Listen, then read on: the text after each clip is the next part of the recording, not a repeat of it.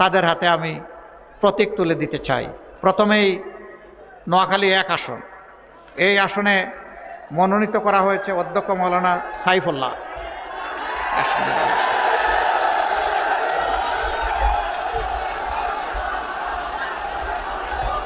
আমরা ঐক্যবদ্ধ বাংলাদেশ, একটা প্রতীক ইনশাল্লাহ 4 জনের হাতে যাবে। ধরেন শক্ত করে, জনগণের ওজন বহন করতে হবে, হালকা ধরলে হবে না, মুষ্টিবদ্ধ শক্ত করে ধরেন। ইয়েস, ইনসাফের প্রতীক দাঁড়িপাল্লা।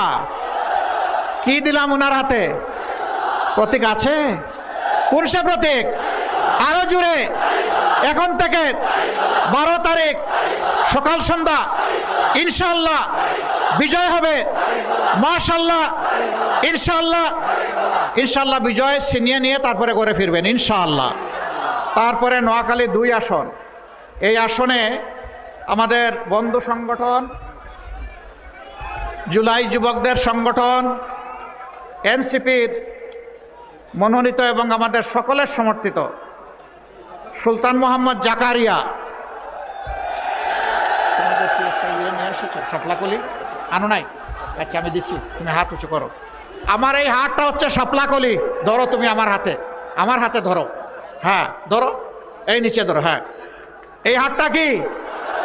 আপনারা সবাই শাপলাকলিতে থাকবেন ইনশাল্লাহ। মার্কাটা কি রে ভাই?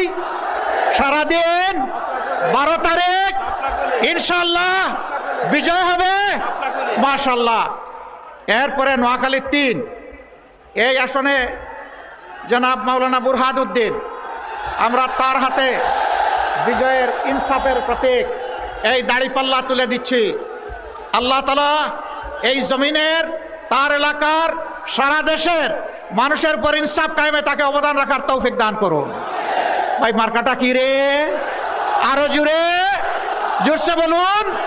সারাদিন 12 তারিখ সকাল সন্ধ্যা সবাই মিলে ইনশাআল্লাহ বিজয় হবে মাশাআল্লাহ।